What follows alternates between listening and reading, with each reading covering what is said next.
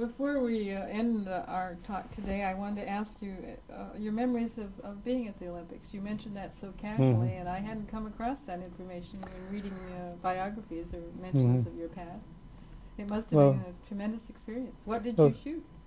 Well, it was a big part of my life. Of course, I'm a shotgun shooter. I didn't do all that well in the Olympics. There were 52 people entered in my event, and I finished 19th. But I was on the United States international shooting team 9 times. Our team won a gold medal in the Pan Am Games the year before, and we won 2 world championships as team members, as American team. The best I ever did as an individual in a world event was, I think, 7th place in Cairo the first time.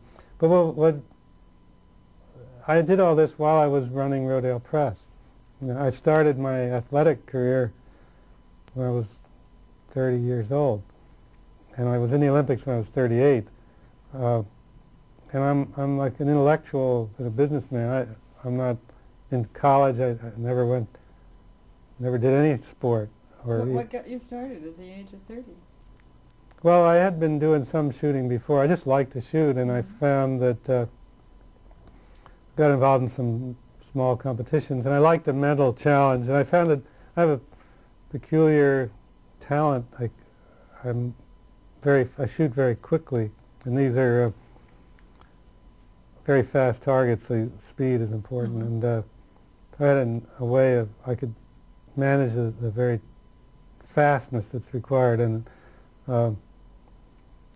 also I was very serious. I devoted myself to this particular type of shooting, which is not popular in the United States, and also I enjoyed the people. It was my hobby, but it was a lot of work. I retired from competition in when I was 45 years old was the last time I was on a U.S. team, and it was just, the work was too much for me at that age.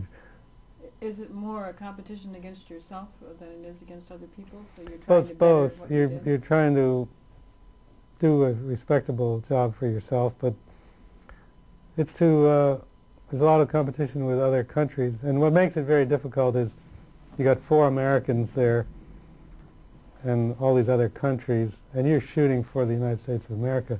And you go out there, you may have a cold or feel lousy, jet lagged or whatever, and you've got to hold up your end, and it's very stressful to leave your buddies. You know, it's like, Of course, you don't want to let them down, right? or the country down. Yeah.